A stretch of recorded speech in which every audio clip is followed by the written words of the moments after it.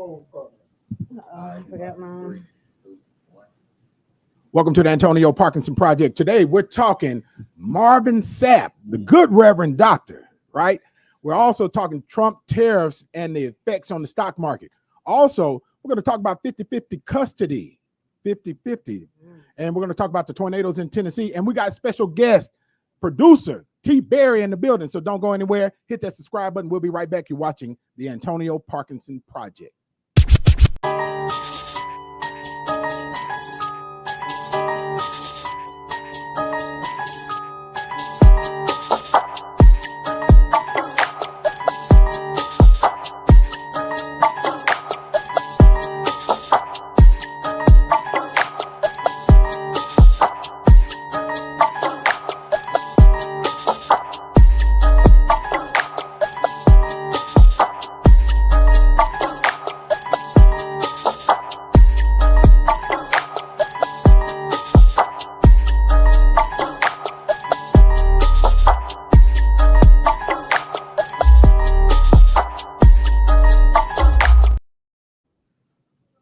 Welcome back to the Antonio Parkinson Project. I am Antonio Parkinson. You're watching the fastest growing visual podcast in the Memphis market. Let's go, baby.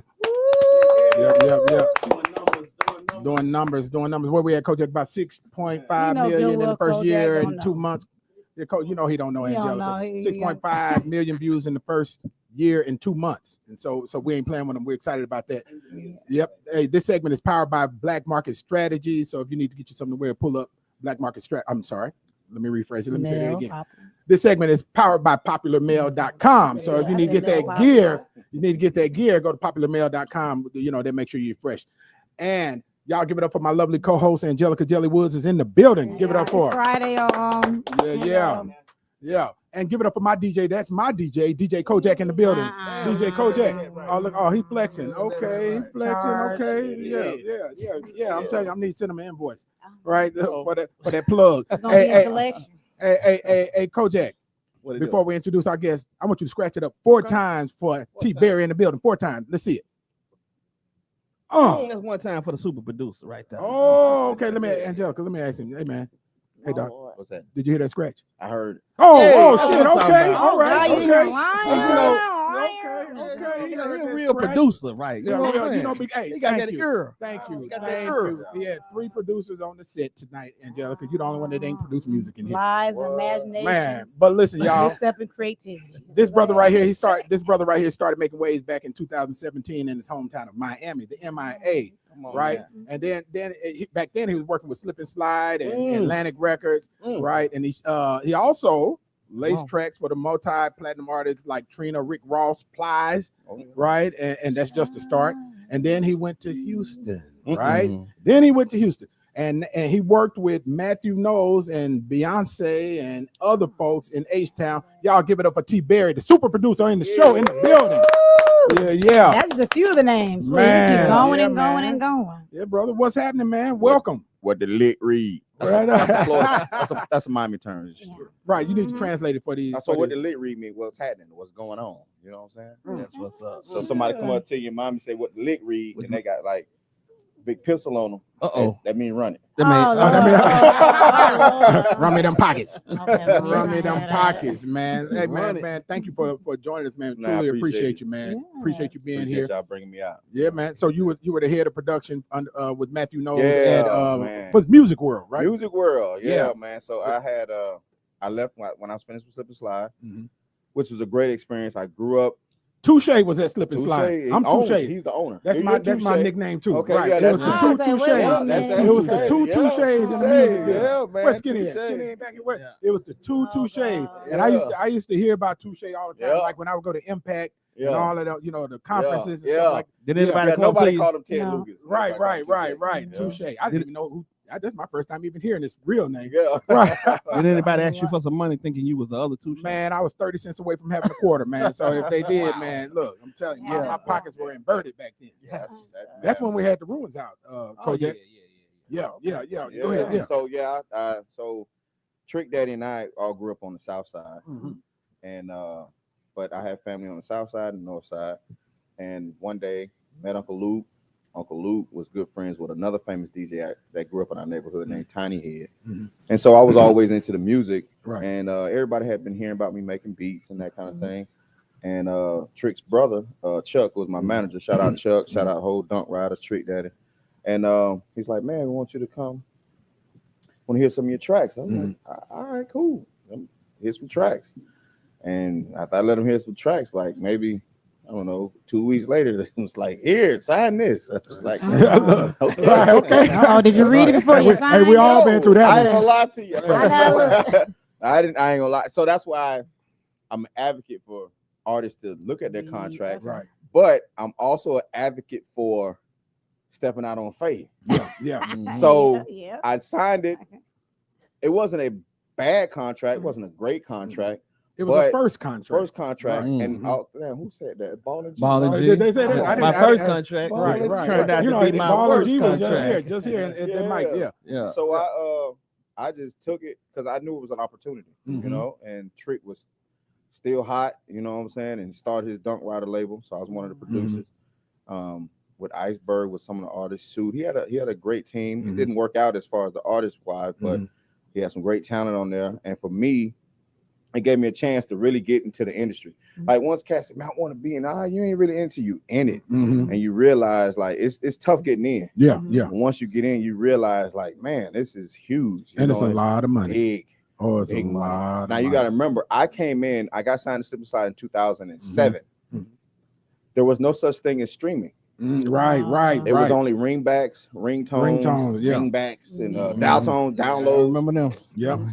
And they were 99 cents, $1.29, whatever Verizon charged to your BlackBerry, which was another great phone back in the day. Oh man, look, I was just on Bev Johnson show. She had her BlackBerry still. Man, look. So hindsight, you would sign the same contract all over again. Yeah, Nothing I different, wouldn't same change contract. it. I wouldn't change, but now what I would change is it took me a little. So I got signed late. I'm a late bloomer. I got signed to Slip and Slide. I was already like 32. So, but I'd always been doing music. So a lot of people had already experienced in the music production process. 32 was a late bloomer. That's late to start them as a being signed to a producer. Yeah. You know, look, by for real. 25, your mom and them trying to figure out, hey, you ain't got no job yet. Right. See, Yeah. you look, Okay. you know, your daddy a school teacher, go get a teaching job, which I did. Yeah. I was in education for Oh, wow. 9 years. Really? I taught severely emotionally disturbed and a minor in variant exceptionalities. Oh man, give it up. Middle for that. school. Hold up, man. Hold up. Middle school. Slow down. Slow Yeah, down. that's at the crossroads. Them kids at the They crossroads. trying to figure it out. And that's what's needed right now. Yeah, exactly. So Yeah. I did that. I coached my old high school basketball team and football team. What? So I this is a very unknown. You have to really be in Miami or Yeah. South Miami to understand and know the question to this. So I always ask people, I say, who do you think my point guard was on my JV basketball team? He is a huge music star. And I give everybody a chance to guess. And He's they a just huge guess. music star. Huge. When I say Out of huge, international Miami. huge Out of music Miami. star. Out of Miami. Out of Miami. Out of Miami. Oh, Pitbull. $100,000. There you go. Oh, hey. So, Chris Armando. Was he hooping? Chris was my point guard. He was Put it that hooping. way. Yeah. He was my point guard. Yeah. Chris, don't bring your girlfriend to the game. Oh, He yeah. got doggone. He be kicking it out of bounds. Hey, sit on the bench. Sit down. Sit down. Trying to show out. Yeah, trying to show out. Right. Still right, showing right. out. But Right. the first time I heard Pitbull rap, and he came to I had a studio in my condo in Miami Lakes. He came and he came there to sell me some burnout Nextels. Uh-oh. Nextels stay open for a month. Right. That is I said, hilarious. I said, I don't need none. I said, but go and get in the closet. He was a hustler. When I heard him rap, now when you see somebody play ball, you like, oh yeah. But He got I heard Pitbull rap. Yeah. Oh yeah. So you were in South Miami though, Yep, right? South Miami. Man, let me tell y'all something. I drove to South Miami, right? From here.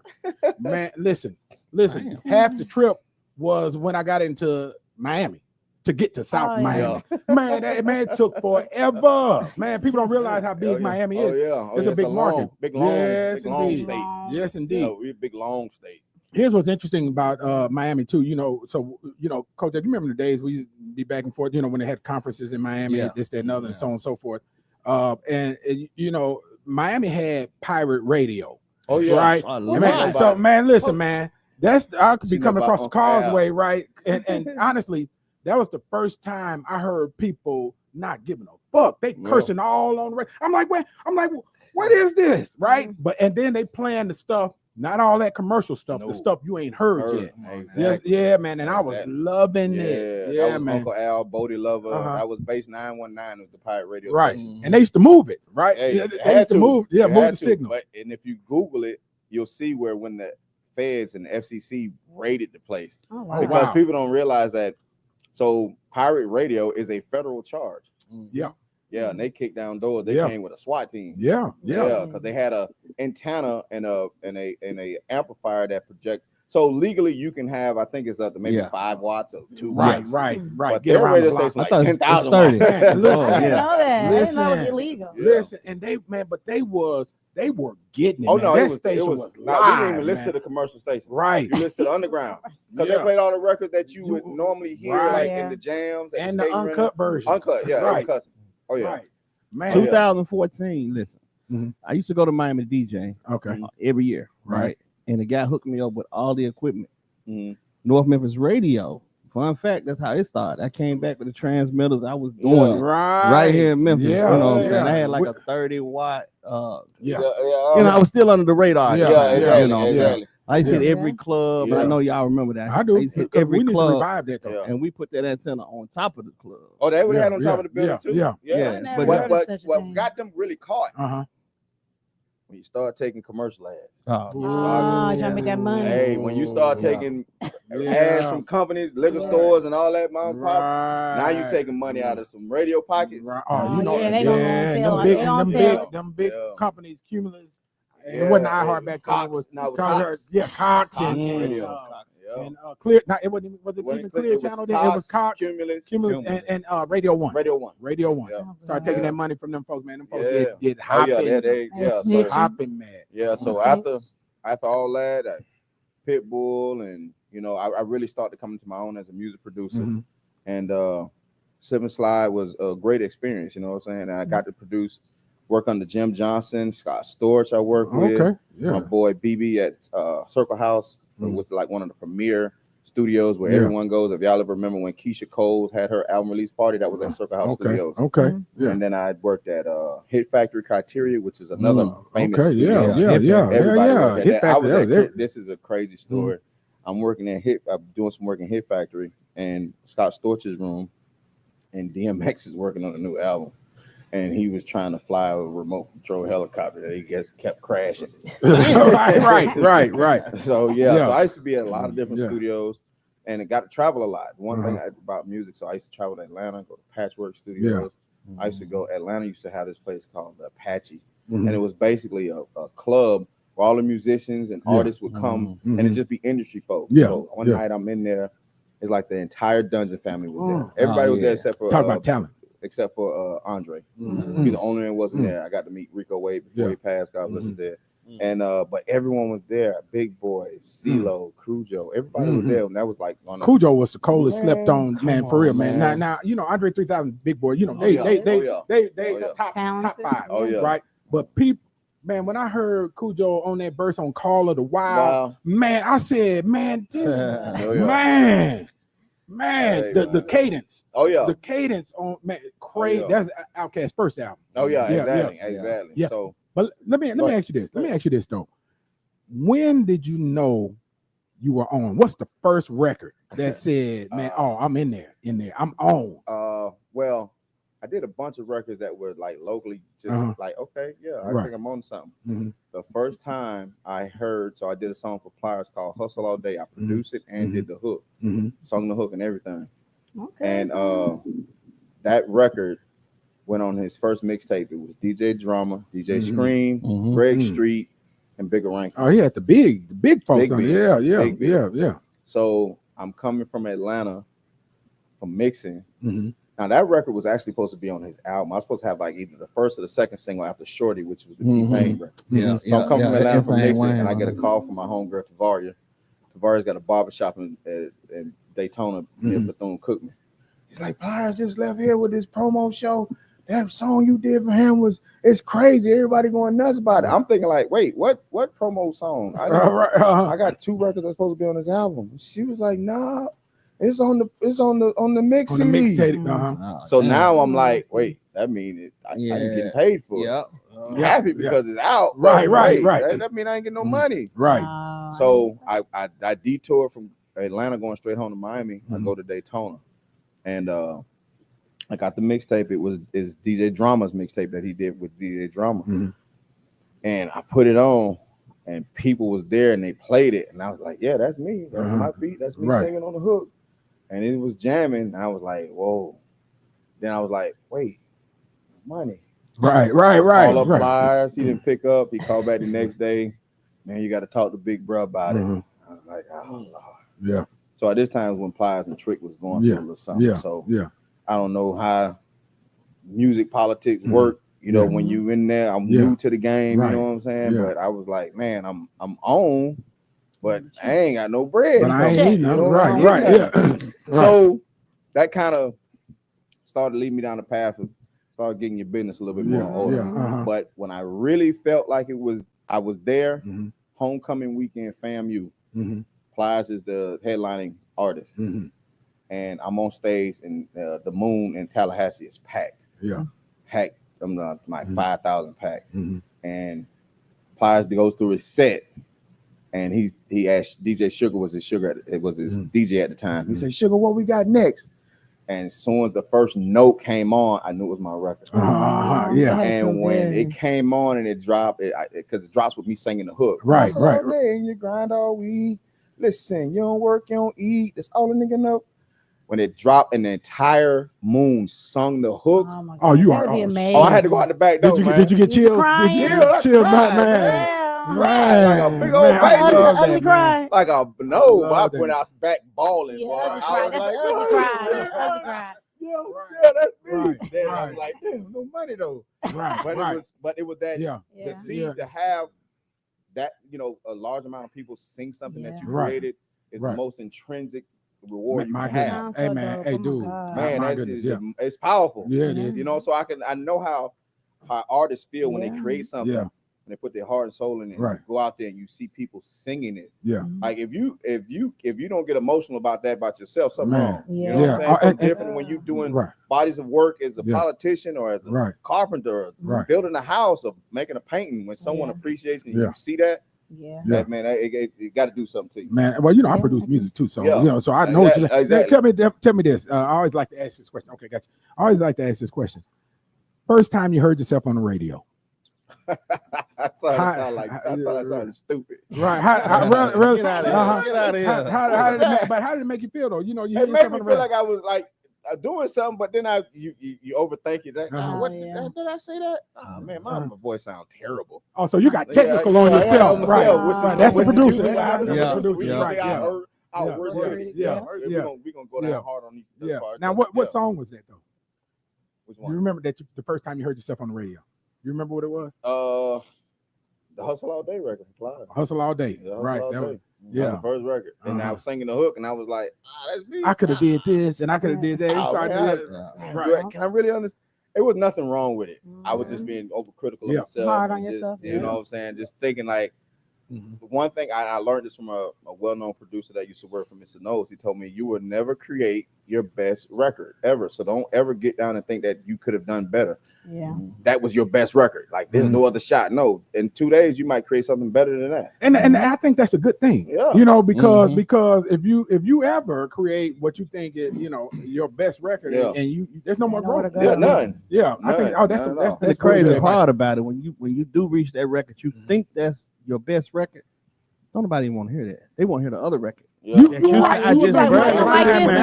Like that's what you want to. That's what you want. You ain't lying. Yeah. Right. Oh, the market be asking for something totally different. You said you'd be like, I remember on Club Stuck, Sex and Drugs, one of my first, second, third albums that I produced.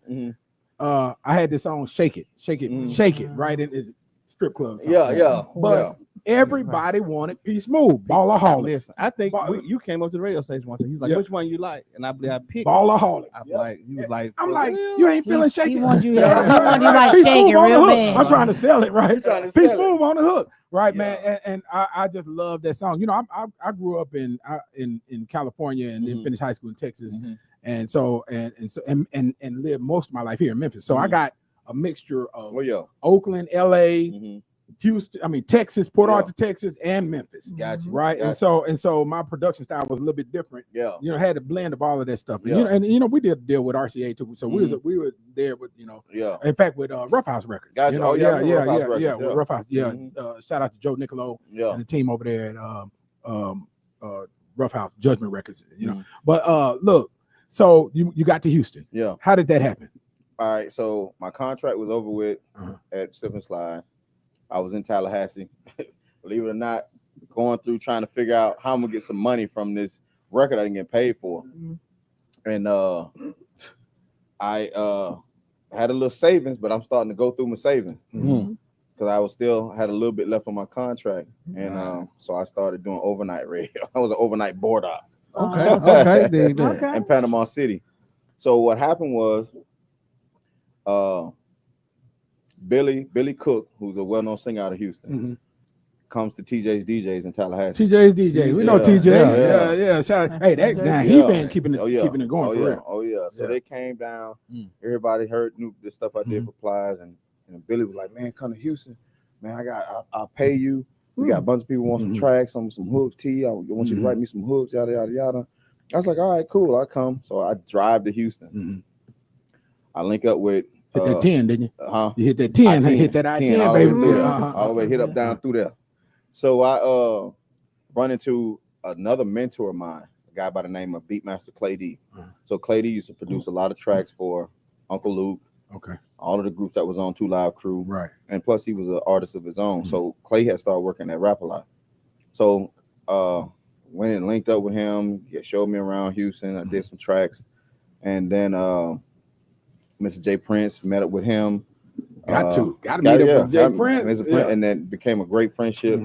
And meeting with Mr. J Prince. And this is the crazy thing, people don't understand that Mr. J Prince and Mr. Nose are good friends, great businessmen. Because guess what? They don't drive in each other's lane. Mr. Nose is all R&B, Mr. J Prince is all hip hop. So they were good friends. He used to come up to the compound a lot. So I seen a rep from Sony was at Guitar Center. Okay. And he had seen Mr. Nose and said, "Hey, what you got going on?" He said, "I just finished meeting with T-Berry." And Mr. Nose like, "T-Berry, he's out here?" Like, "Yeah." He called me up. "Hey, man, I want you to come over to the compound, man. I want you to talk to you about some business. Got some remixes and stuff to do." And he had another girl group he was putting out called Blush. I did their entire project. But meeting with Mr. Nose was and working with him was I ain't gonna lie to you, probably one of the if people consider him to be an asshole, which he is, right? But I ain't gonna lie to you, look what he did. Greatest girl group ever. Yeah. His daughter is by far the greatest, biggest female artist in the last 20 years. Right. So just learning from him and then hearing all the crazy stories, because he had people forget. At one point, Mr. Nose used to manage Nas. Right. I didn't know that. And we're talking about Matthew Knowles, Beyonce's dad. Yeah. Right. So he had a bunch of people over there. He used to have Ray J over there, Mario. He used to tell me all of the stories that went on, and I was like, "Yeah, I can believe it was a madhouse back in those days. Everybody was trying to scramble because it was some real money going on back then. Man. You think you got Destiny's Child and your Beyonce's project is just bananas. Right. And then y'all forget he had the #1 gospel artist that year. Who was that? Who was that? Take a guess.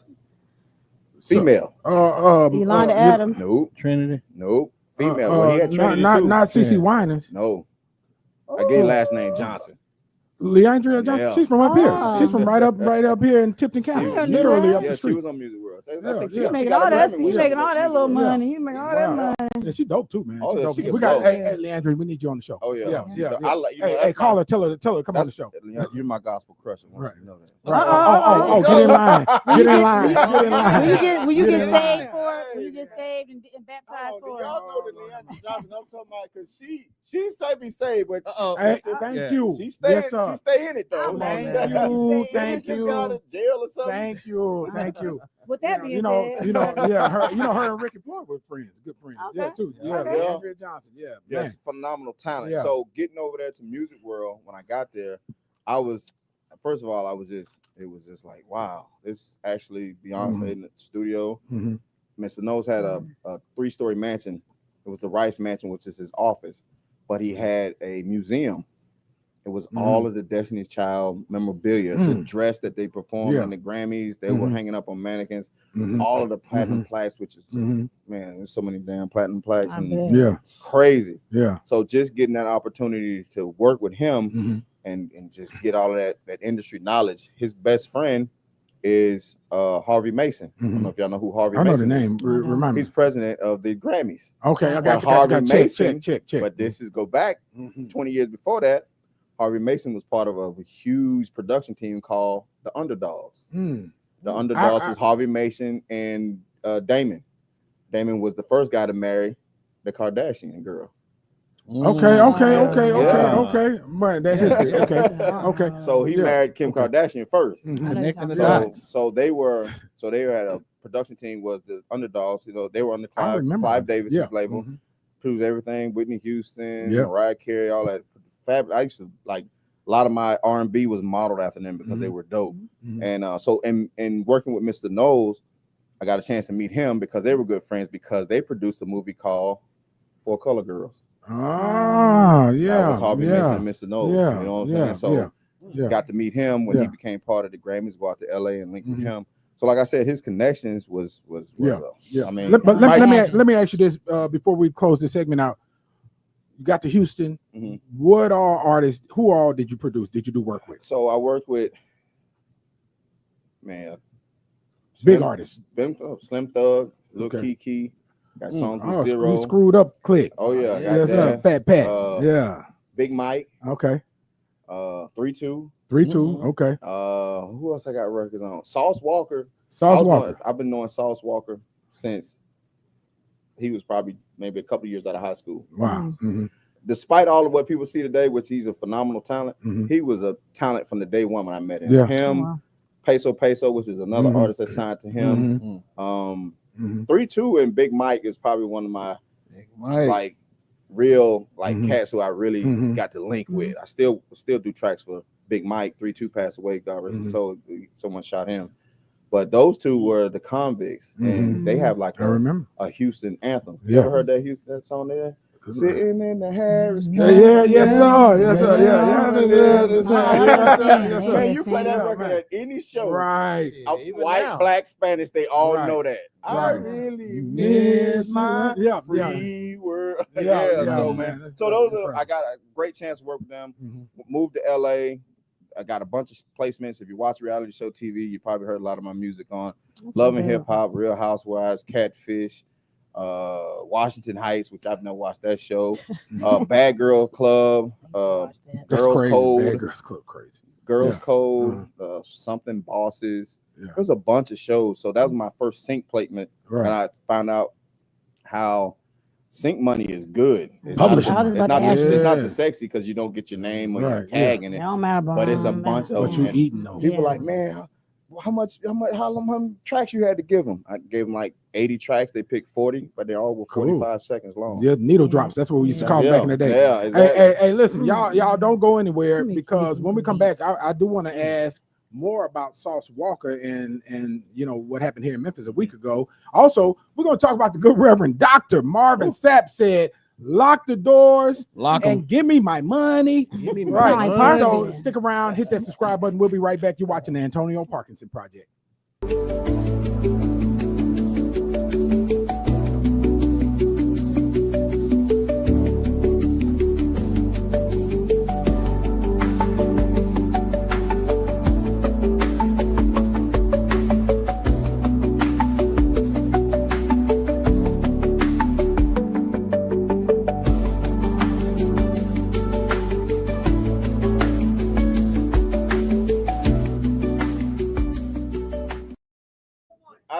Red Bull. Man, I'm telling you, man, we are terrible. We are terrible hosts. We are terrible hosts. The man didn't even get his drink. I'm telling you, the brother didn't. Some clear, some brown. Yeah, that's what I'm talking about. Hey, go to 5, man. We need to get that. We need a Hey, sponsor. Josh, where you at, Josh? What type of Well, clear get them shots. But let me say, welcome back to the Antonio Parkinson Welcome Project. back. Hey, believe it or not, we are doing the show. Welcome back to the Antonio Parkinson Project. You're watching the fastest growing visual podcast in the Memphis market. Let's go. Let's give it up for them one more time, right? Right. Hey, we got T Berry in the building. I think this is gonna put us at 7.5 million. What you think? Because we got something viral coming out of this, right? Yeah. Give it up for my lovely co-host Angelica Jelly Woods in the building. I'm learning a lot. I should have been a producer. Hey man, just about a weekend and a half ago, me and Angelica went and hung out. But I ain't gonna tell the story. I will not tell the story. Really? So petty. I will not tell the story. I will not tell the story. All I will say is I'm a Cancer and I'm very empathic. So I pick up on energy. Yes. And Angelica completely missed the energy. But I'm always in my own little world. Man, it drives my husband crazy. He's like, you pay attention. No, I be in my own world. Pay attention. Pay attention to your attention, surroundings. doctor. You gotta pay attention, right? Yeah. Right. Give it up for my DJ. That's my DJ Kojak in the building. Yes, sir. Yes, sir. Hey, 3 producers in the building. And give it up for the super producer, T. Berry in the building. Yeah. You got him. Yes, indeed. Yeah, we're excited to have you, man. Thank you again, man, for being here, man. So you produce Sauce Walker. Yeah, Sauce Walker. You know, honestly, and you know, I'm more into, you know, I produce hip hop rap. Yeah. You know, and actually got artists signed right to be right now, and but I listen to vibe music, right? You know, I'm on some man. Give me something that can help relax. Yeah, right. And so Sauce Walker, I and you know, just a transparency moment. I hadn't heard of him until, you know, a week and a half ago or so. You know, when he was here in Memphis, and of course, you know, everybody knows the story. Sauce Walker was shot, and Say So P was shot and killed, and it was a big story. I think we got a little video. Josh, go to that video.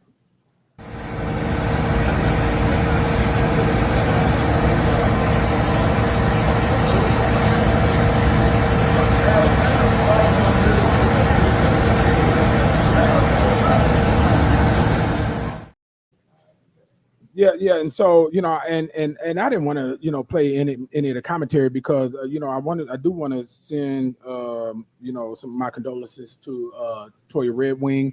You know, her son Say So P was killed in that incident, and you know, he is a Raleigh, you know, native, you know, straight right here from Exit 8 38128, you know, and you know, and I don't want to say thoughts and prayers, you know, because that's so cliche, but I'm my heart is with you. Right, because you know, I just you know buried my closest friend too just a week ago. So you know, Sauce Walker. So first of all, let me ask this: when you heard about that situation, what went through your head, through your mind? Man, I was here. You were here? So you were here? I was here. Wow. I was here, and then, you know, things come across your timeline and things like that. And sometimes you have to kind of dig deep to make sure there ain't no fake news. People can fabricate a bunch of stuff. Yeah. But when I seen a bunch of people back in Houston who I know Sauce well, who are on my timeline, who I've associated with, and they were, you know, genuinely concerned that I knew something was wrong. And for me, I didn't know his artist that well. Right. And I kind of don't know the backstory on what he would, you know, what he was about out here. But I ain't gonna lie to you. I hope that Sauce was okay. That's all I could, you know what I'm saying, think by the time, because I've been knowing him, like I said, since I moved to Houston. Right. As a youngster. He's always been a great talent, and the cats that he come up under, you know, artists that he has. So it was really more so I was just hoping that he was all right. Yeah. My main thing, you know what I'm saying? Really couldn't feed into much of why it happened, or, you know what I'm saying, things of that nature. But it didn't put me in the mindset of where we're at. Where we're at within the music industry. I mean, this is and I kind of talk to like a lot of young artists that I meet. I was like, bro, this music industry and the life that comes with it, man. You got the lines, when those lines start to blur and it's when you have problems. Yeah, you know what I'm saying. You know, so there's too many young cats out here making good money, a good living, But you know, sometimes you got to think about you are a business. I think a lot of times they forget you are a business. You know, and sometimes a lot of cats that aren't in the business, sometimes you never know what they're thinking. So sometimes you just got to be leery, and start, you know, put a lot more thought in what you're doing. Yeah. You know, go ahead, Coach. Were you about to ask? I was saying, especially what you put out there. You know, not to saying it because the young man from Memphis, I mean, he was a great guy. You know, I know his family. You know what I'm saying. So he really went on no crazy stuff like that. It just made it. You know. So it's horrible, man. That, like you just said, when they blur the lines, when the lines blurred like that, it's not the people that's in it, it's people that's outside of that looking in. They trying to see if you is who you really say you is, and they gonna try you like that. Yeah, exactly. And you know what? And I think it's especially when you talk about two big great cities when it comes to music, what they've given to the culture of music. You know what I'm saying? That's kind of thing you don't want that to be the only thing that Memphis and Houston, they known for the you know what I'm saying, because there's too much talent in both cities. You know what I'm saying? I've been a fan of Memphis music since I was back home in Miami. I tell people, like cats I meet in Memphis, and I say, bro, look, I was one of the first cats in Miami to buy NOG and Lil Blunt album. Man, what? Man, what you know about that? Don't get them started. NOG and Lil Blunt. Come on, you know now. what I'm saying? Just got out. Man, listen. And I do want to ask, you know, before I ask that, let me say this. Now I ain't going in front. Now shit. Oh Lord. Let me flex a little bit. Oh, Go do it. Man, Memphis at the top of the Jesus. food chain when it comes to the rap industry, baby. Because look, hey, we can man go down a whole list for several years. I mean, I'm talking about 20 years now. You know, when we've been feeding this beast. But here's my question, though. Here's the unfortunately, that's great to be at the top of the food chain, but should these rappers be receiving hazardous pay? Because this thing has shifted, right? To where we're losing a rap artist almost weekly. I mean, let that marinate for a second. It's crazy. Seriously, almost weekly we're hearing in the news where a rapper has been killed or indicted or you know. But so how has, in your estimation, you know, since from the slip and slide days, how have you seen the rap industry evolve into that space? Well, for one, I'm gonna tell you like this. There's a lot of moving parts to it, and a lot of those moving parts are not always in the best interest of the culture and the people that seem to gain a lot from the music industry. Right. Come on now. You know, let's be 100. It's you know, you're at the Antonio Parks Project. So give us the uncut version. A lot of these labels, man, they don't speak. Your life is only as valuable as what they can cash out at the end of the month. Somebody else said that on the show. Yeah, they did. You know, I mean, even when Dale Corey was on Breakfast Club, he said the same thing. You know what I'm saying? Oh man, and he told them, we don't give a shit if you're a junkie. We don't give a shit if you gonna smoke till you die. Yeah, right. We want that record. We want that record so we can cash in. So I think it behooves people in the industry, such as yourself, me, producers, writers, songwriters, artists, to take that into consideration and say, hey, look, you know what? As an artist, I am now a business. I need to start protecting my business and your legacy and everything that comes attached to it. Because if not, people say, do they really have insurance policies on? Yes. They're protecting their just like the investment. NFL has a policy on each one of those athletes. Just like the NBA has a policy on each one of those players. They have a policy. Money.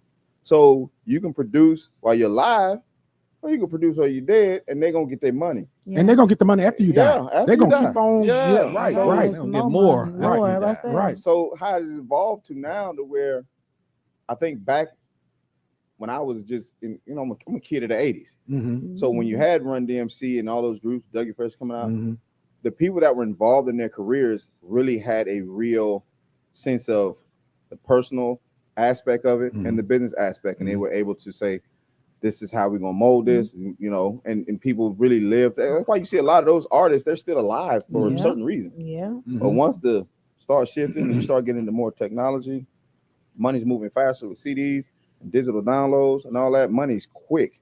Yeah. Don't let nobody tell you the music industry is dead. No. 2021, these labels made about $19 billion digitally. Billion with a B. That's just B. And they own the streaming, just and they own the digital. streaming company. Yep, they let me sure let me go to this. ways. Let me go to this. Doc, I see you over there, Doc. I see you, Doc. Let me ask you this though. You know, you I think about let's walk through this for a second, right? I think about, you know, Tupac, Biggie, right? The labels made a killing off the East Coast, West Coast beat. You think about, you know, the distributors for Death Row. You think about the distributors for Bad Boy. You think about, you know, and those folks that were really controlling everything. And here's something else I said. I remember when Kyrie Irving was going through what he was going through, right? And folks got mad at me and they was calling me anti-Semitic, right? Because I said, now Kyrie, if you want your contract back, call black women bitches and hoes, right? Say that you're gonna shoot a N-word, right? This, that, and other, and they will not only give you your contract back, but fund you to the hill, right? And they got mad at me because I was speaking the truth. I'm an uncut elected official, right? And so, and I don't know what to be scared of, and I say this too about the record industry.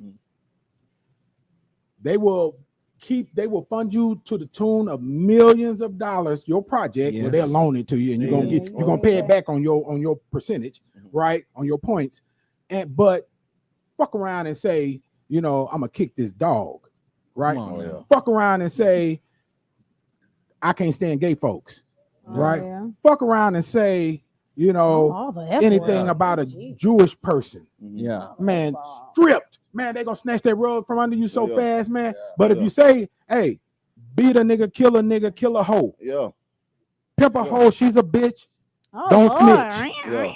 Man, they gonna hey, look, $1 million contract. We're gonna get banned. We're gonna go to Facebook jail today. Where's the Facebook jail? I think what we have to do, and this is something that I'm always been an advocate, is of the boutique labels that help groom and nurture. We don't have boutique labels like we used to have. Think about it. Yes, sir. The boutique labels from 15, 20 years ago. Yes, sir. A lot of those artists are still here. Yes, sir. Because those boutique labels were a family knit. Yes, sir. They were close. You had producers, songwriters, executives who, man, look here. This is what we're doing collectively. Right. It wasn't just me. Right. It was collective family. So those boutique labels, they nurtured, they developed artists. They gave them media training. Right. They gave, when you moved out, you moved as a unit. That's you know what I'm saying? And you had people that if you weren't an asset and you were a liability, you couldn't be in that unit. Yeah, and they developed artists. Artist development is dead. Artist development that was the first died. deal. Right. Yeah, With the boutique label. Exactly. But guess what? That's what labels they want back now. They need it back. They need it back. They're looking for boutique labels. You have there's certain labels that want to nourish and help be the catalyst for the boutique labels, because they see like, okay, we keep going in the direction that we're going in, we ain't gonna have many artists. Right. We need a boutique label. Right. Develop them. We'll give you the budget. You develop them. We bust the money down with you, and we just keep making you incubate these artists and grow them. Right. To being great artists. They have longevity. You know, today an artist's career, 2 to 3 years is long. Man, listen, when you know, we knew. Look, hey, but T-Berry, we knew this was coming when they simply started giving the deals for one song. Right. Like TikTok hit. Right. You hot in Memphis. You know, so we'll do a single deal. Right. And then it started going to that, right? You know, even creating bodies of work is almost rare at this point. That's crazy. Well, again, that goes back to the individual side of it. Just doing it, but when you create that unit where you have producers and writers and artists and people who do all the admin work, that work collectively, you want them having an artist that has a 10-year career. Take Kendrick Lamar, take Drake, take beat J. Cole. You know, they had a unit of people around them that they worked on a boutique label that groomed them, and they have these great long careers. Glorilla, and that's what Glorilla. She's in it. So that's where I see the boutique labels coming back now, because the labels are looking at it like, you know what, we need to get back there. We need to get back to the boutique label. So who's out there got a boutique label? We ready to do some business with you. You know what I'm saying? So that's what I like to see. That's why I'm partnering with the people I'm partnering with now, because I know they have all the wherewithal to make a boutique label go. You know what I'm saying? Right. I love it. Okay, we're getting a hook from Nicole. So listen, we ain't say one thing about the good Reverend Doctor, but when we come back, we're going to talk about Marvin Sapp, talking about lock them doors. Lock them. Run me my bag. Lock them. Right? So don't go anywhere. We'll be right back. We got T-Berry in the building. You're watching the Antonio Parkinson Project.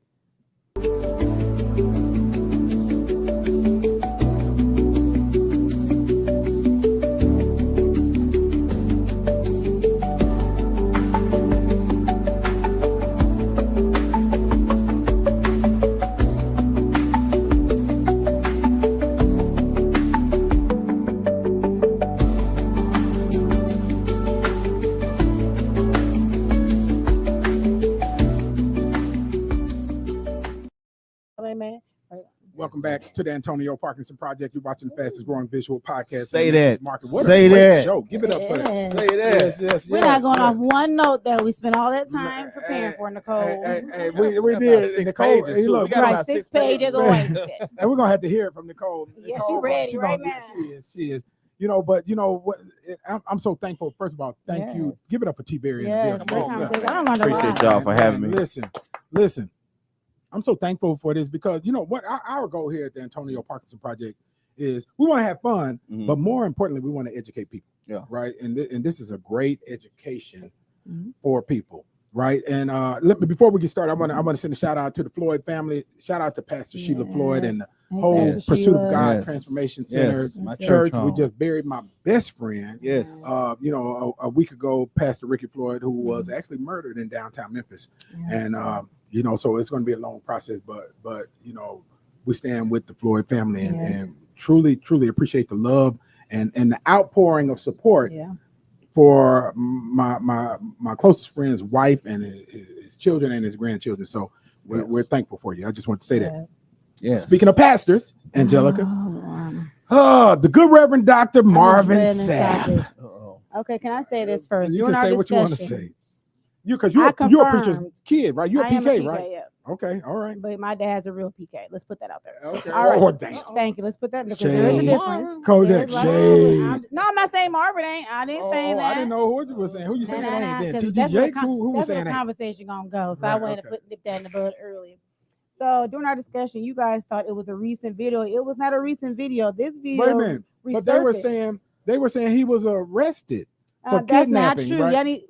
Back to what T-Berry said. He said that people, you gotta do your research. People be lying. The internet is unforgiving, man. They don't give a damn. Especially with AI, they can change everything don't care and everything. Who tell it. They create Marvin Sapp in handcuffs with AI. Right. Really? Right. You can, but no. This resurfaced from 2024 when he was. So it's not even recent. It's not even recent. Thank you. All right, let me read verbatim. Yes, because they argued with me yesterday. Damn, Kojak. This resurfaced from July of 2024.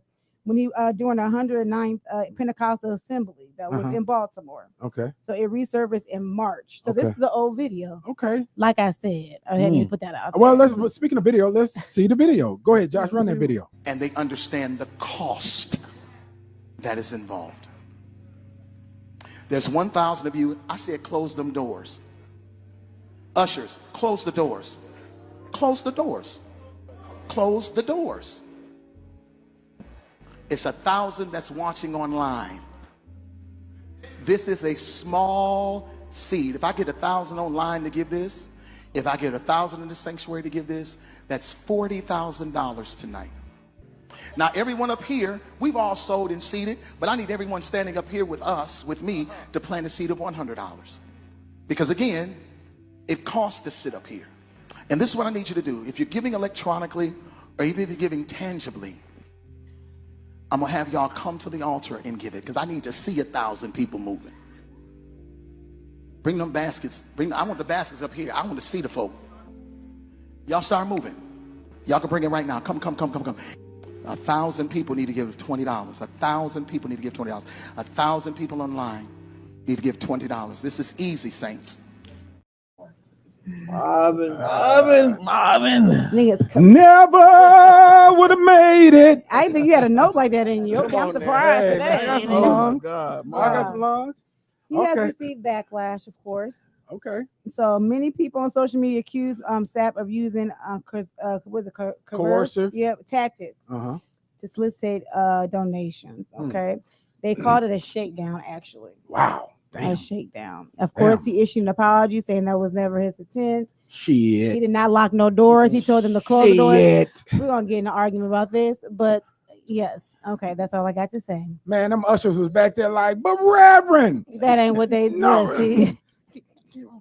He said, "Close." What did he say? Close the door. And it wasn't for him. It was for like a conference to raise money for a conference. Don't you engage? Don't you engage? He was sap Pendergrass. Right. So yes, I don't know. But you know, but I'm gonna be honest with you. I'm gonna be honest. To me, just in my estimation, my pastor comes from Fred Price. Okay. You know, lineage, right? Okay. Fred Price, you know who Fred Price is in LA? No, me right. either. Okay. And they can raise, they know how to raise money, but it's never been, lock the door, don't move, empty them pockets. How did they say it in Florida? What they say? Don't do it. What the lid read? What the lid read? Why did I say don't do it? What the lid read? I ain't got nothing, Reverend. Look, I ain't got nothing. Look, hey, armor bearers, turn him upside down and shake him. Right. I'm not laughing. What's your thoughts on that, man? Man, I for me when I saw it, I was like, man, I'm hoping this was just a practical joke that at the end of the clip, I was going, I was just playing with y'all, but never saw that. He say he was. I don't know if he said he was serious or he was joking or what, but it looked like he was for real. He told the ushers to close the door about 4 times.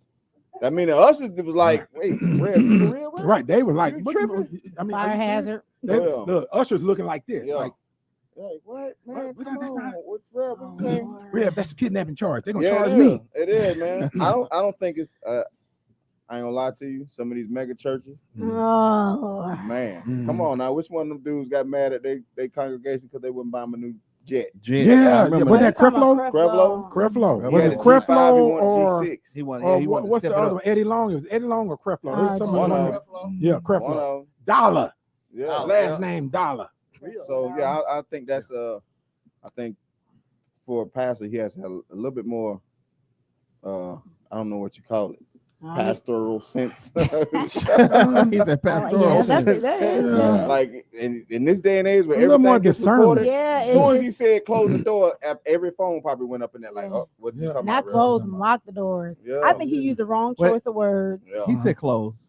I thought he said lock the door. No, he said close. And then when he went back, he came back to clear it up. I thought he said And lock. He said lock the doors. He said close the door. He said close the door. He said anybody could leave if they wanted to. Right. Did he say that? But yeah, no, he didn't say that. But when he cleared it up, he said, "Listen," he said, "the door." I said, "Close the door."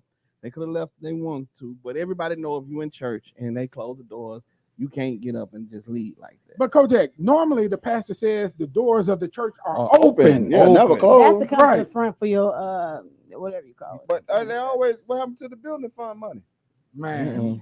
Every church got happened to the motherboard money. Right. So there's always scrutiny around churches having money. For some reason, churches is not supposed to have money. You're supposed to be in poverty. You can't be a bit. We're supposed to talk about our church is really business. Are they? You don't want to comment? Huh? No, they have to are. be. I said if you have a light bill, you got to pay staff. I mean, you just can't say I'm not a business and my lights ain't gonna get turned off today. Right, you can't say that, but at what point though, Angelica, the PK?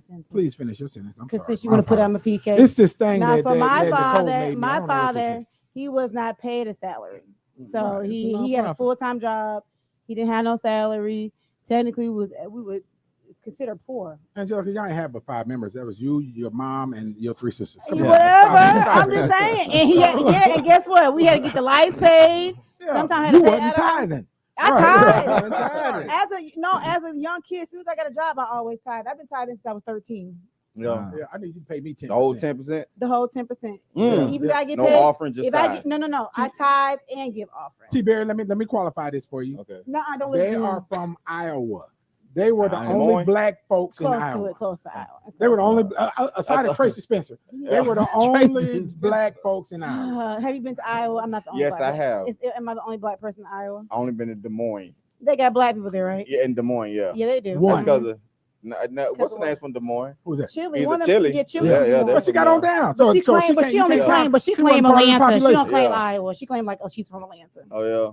Yeah, I went to Des Moines. The Drake Relays was dope. Yeah. Oh, you went to Drake Relays? Yeah, they were live. See, my artist when we went on tour with Wayne got shot in Des Moines. See, thank you. Now give us some credibility. Y'all heard that? Shot from Chicago though. Right. Because they migrate there, and it turn. Yeah, they go there to hide. Yeah, they do. They cross that border. Right down the street, yeah. Or HUD is a little better in Iowa. You can go right now, get on HUD, and get you a place. There ain't no waiting list. Yeah, some good living. I'm just saying you can no waiting list. But anyway, there's always scrutiny around giving. When I think about Iowa, though, I think about Belly, right? Even though that was Nebraska, right? Big Head Rico, right?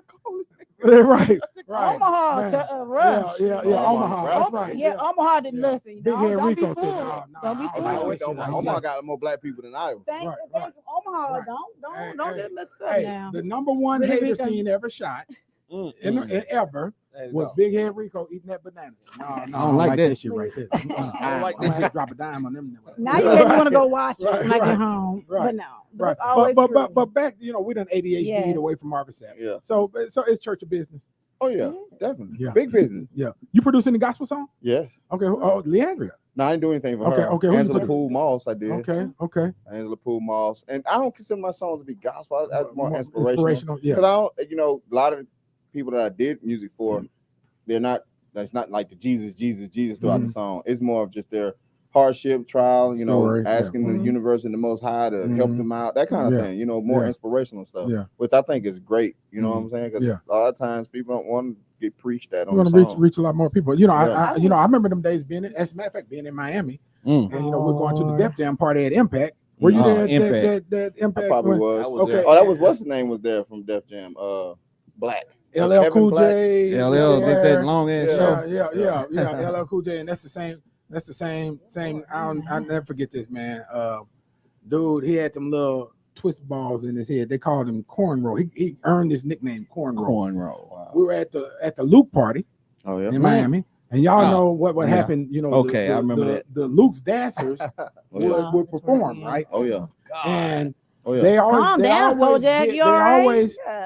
pull a victim out of the crowd, right? And so they got this dude. He's probably from Iowa, right? And unsuspecting, right? So we're watching the show. They doing a thing. They doing a dance on him. They dancing on him. They done laid him on the ground. Oh yeah, right. And then they laid him ground. They just snatched his clothes off. Did Luke say close the door? Yeah. Yes, sir. One of them parties. Come back now. Come back. One of them parties. They locked the door. Snatched his clothes off, and they one on top, one in the middle. Yeah. And they doing all that stuff to him, right? Then they flipped him over. And we was like, wait.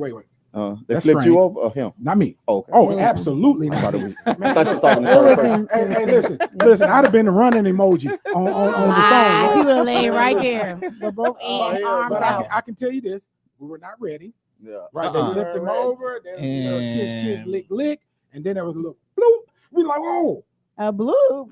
Yeah, more than a bloop. They blooped him. Yeah, they blooped him. With their toys. They blooped him. They blooped him. And we were like, well, you'll get it when you on the way home. Yeah. I will. Doctor, you got it. Doctor, you got it. Okay. Yeah, and Doctor, and the people in the room, it's hotels, right? The people in the room was like in unison. You know how you sing in unison? Yeah. Oh. He didn't expect that to happen. And we like, damn, bro. Look at Kojak face. Yeah. All right. Yeah. Oh, like, yeah. They didn't expect that to happen. We were not ready. And I forgot my guy. He was like the Tom Joyner back in the day. He's a radio personality, but national. Man, come on, man. He funny as hell. It'll come back to me, but he was the host at the breakfast that morning, the next morning, right? And he's like, not Benji Brown, but he was like, he worked for Radio 1. I forgot. I'm just drawing a blank. He's like, as he, at the podium, Shout out to Cornrow. Yeah, who got violated last night, right? You know, right? And we're like, and then again in unison. Oh, man. Yeah, man. Yeah, not good at all. But my point in that story was, I was wondering. Yeah, now. You act like me now. I know, right? But you know, going into the LL Cool J party, you know, I'm in line like everybody else, right? And right behind me was Mary. Yeah. And I'm saying that to say that the gospel music industry is still the music industry. Oh yeah. And everything that comes with the music industry is in the gospel music industry. Oh yeah. Right? No, you're not gonna the gospel and secular music. I mean, you can't. There's not like there's a whole nother side of the earth you can go to just to do gospel. Gotcha. Because when you go through them gospel labels that have their subsidiaries, other big labels, you got to go, whether it's Sony, Atlantic, or Universal.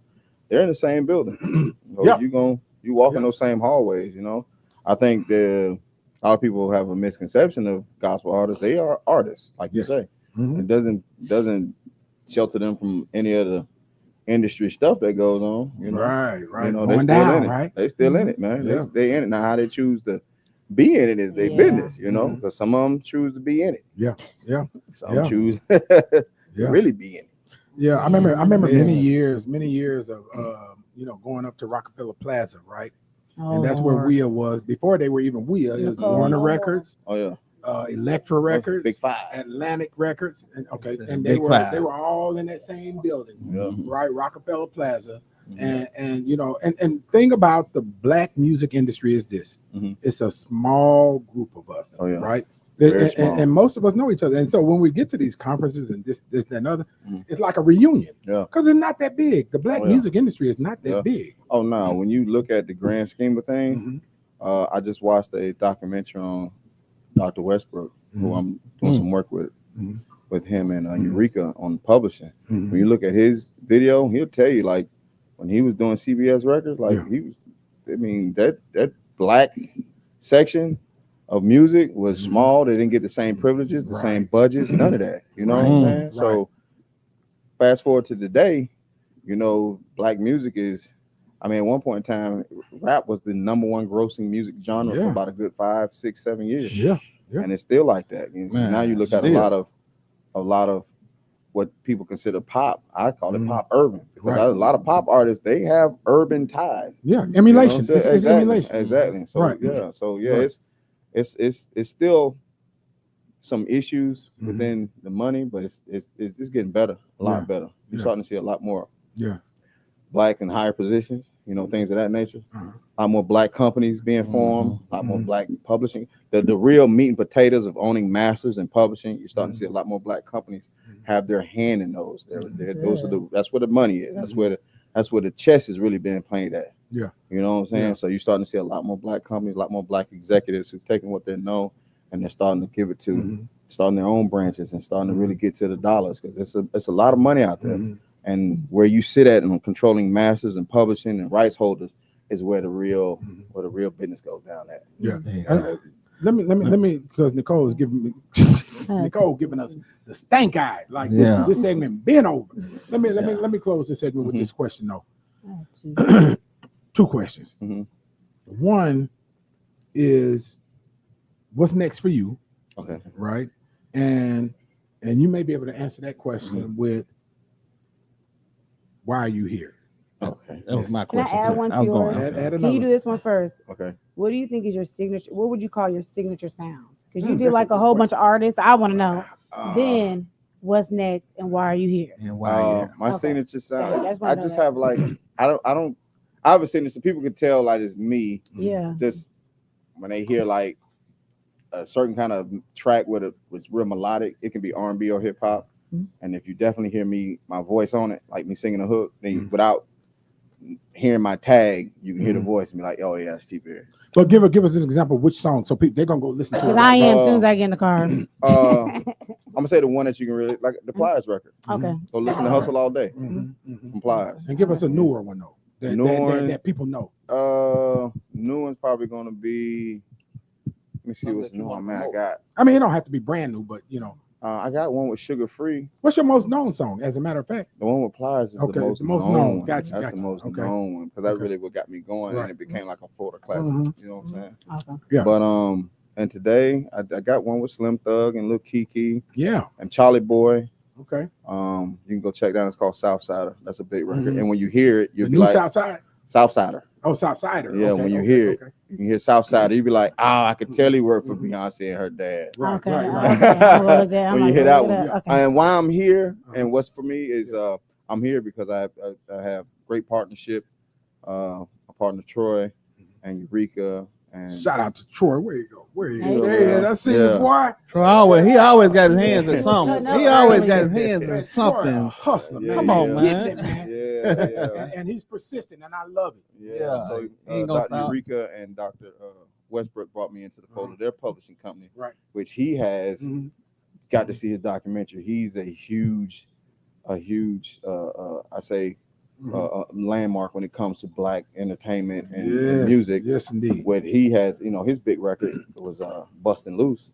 Chuck Brown. Yeah, man. Yeah, man. Like Bustin' Loose. Hey, Bustin' Loose. So don't try to steal our revenue. We're not stealing copyright. So the spinoff to that record was another huge record.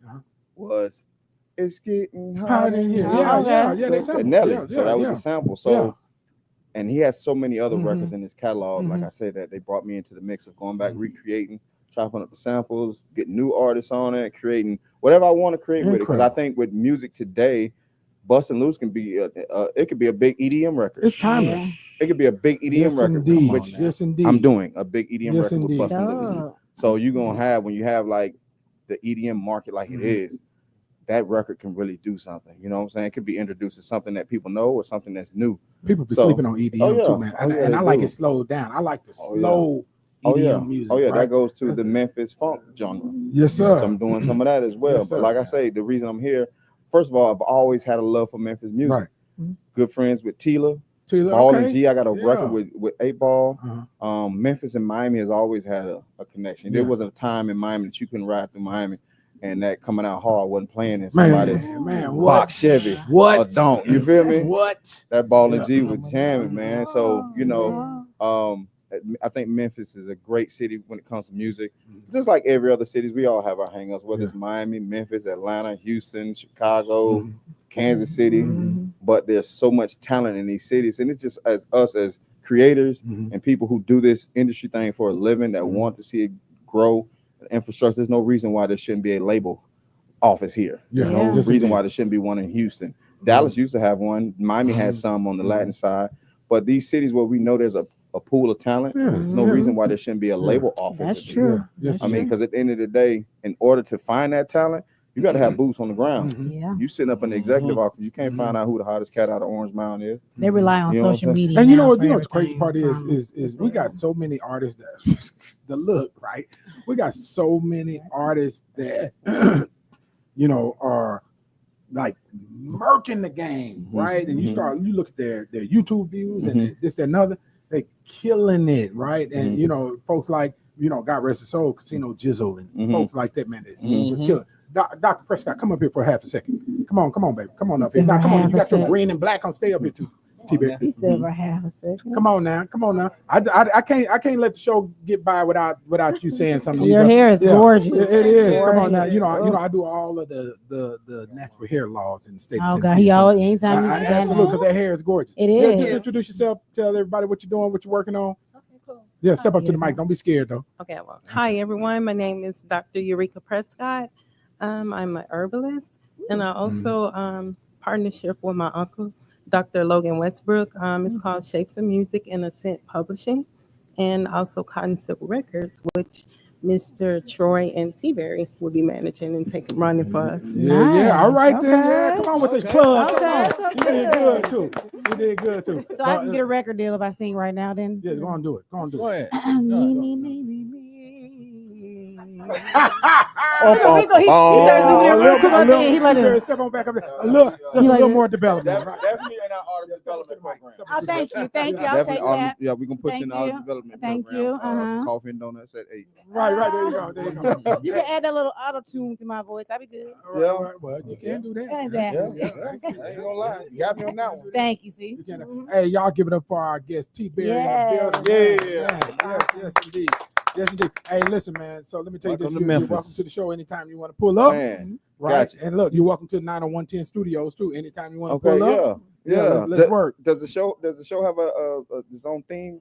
It does. That track that played when the show first came on actually produced. Listen, I was surprised when Parkinson said he produced it. We were riding in the car. I thought like your songs were like ding ding ding ding. Actually, when we had two songs, I was like, what? She thought I was doing Casio. I'm like, what is you talking about? But Rico was laughing so hard. I was like, you did this? I thought his like tracks were just lame. Right, but that song actually is featuring Project Pat. He's on that track. Yeah, so yeah, but man, y'all, brother T Berry, super producer, man. Thank you for coming. Man, thank y'all. Listen, I'm glad you're here. Yeah, and man, let's get it. And so get it. You know, and Doc, we're glad that this thing is happening. I got some more stuff to talk to y'all about. We got 2 clubs. Yeah. Here we go. We got 2 clubs. We gonna need a job. Yeah, we definitely need y'all to come through. Okay. Yeah, I'm talking about right now. First one is Hip Hop Lounge, 5721 Ryder LaGrange, 1331 Thomas Street. That's Black Betty. Right. Troy been there before. He bought one of the artists before over there, the Black Betty. Y'all know where we at. I'm rocking with Memphis, man. I love the city. Man, love everything about it, man. Great musical background. Nobody take me on Beale Street yet, man. I ain't. It's coming. It's coming. It's a lot to see. I had some good barbecue though. Yeah, and there's more of that too. But the place we went had a line. Troy, what's the name of that barbecue spot we went to last week? Oh yeah, you went to the right one first. Yeah. A&R Barbecue. There's a barbecue place here owned by somebody from Iowa. Somebody wants to try. Boo! I'm just saying. Quick boo! Iowa make barbecue. He's a white dude from Iowa. Yeah, white dude from Iowa. Hey y'all, let me wrap this show up. He had a barbecue place. Thank you, Nicole, because Angelica's trying to ADHD us, talking about some Iowa barbecue and whatever. Y'all some barbecue. Look, you've been watching the Antonio Parkinson Project. Make sure you hit the subscribe button, and we will see you next week. And we are.